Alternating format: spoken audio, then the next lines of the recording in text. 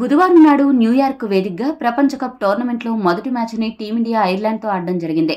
బంగ్లాదేశ్తో practice match ఆడిన అదే గ్రౌండ్లో జరిగిన మ్యాచ్లో భారత్ జట్టు టాస్ గెలిచి బౌలింగ్ ఎంచుకుని అదరగొట్టింది. ఐర్లాండ్ జట్టుని ఆరంభం నుండి కట్టడి చేస్తూ టీమిండియా బౌలర్లు అదరగొట్టారు. ఆరంభంలోని హర్షదీప్ ఓపెనర్ల వికెట్లు తీసి ఐర్లాండ్ని దెబ్బతీశాడు.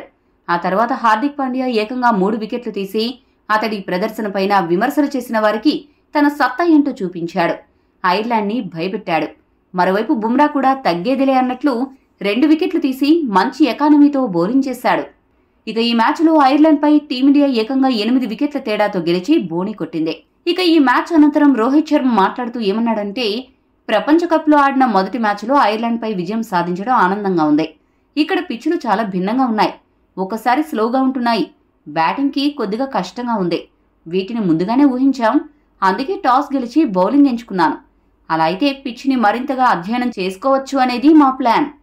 ఇక ఈరోజు మా బౌలర్లు పిచ్ నుండి అందించిన సహకారాన్ని బాగా సద్వినియోగం చేసుకున్నారు.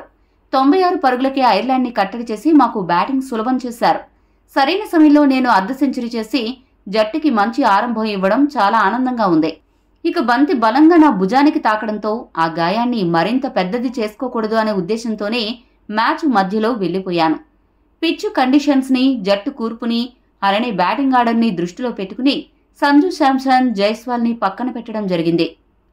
ఈ మ్యాచ్లో గెలవడం ద్వారా మాలో ఆత్మవిశ్వాసం మరింతగా రెట్టింపు అయింది. ఇది పాకిస్తాన్తో మ్యాచ్కు ముందు మంచి పరిణామమని చెప్పొచ్చు అని రోహిత్ ముగించాడు. ఈ వీడియో మీకు నచ్చితే లైక్, షేర్, కామెంట్ చేయండి. మరిన్ని స్పోర్ట్స్ అప్డేట్స్ కోసం మా ఛానల్ను సబ్స్క్రైబ్ చేసుకోండి.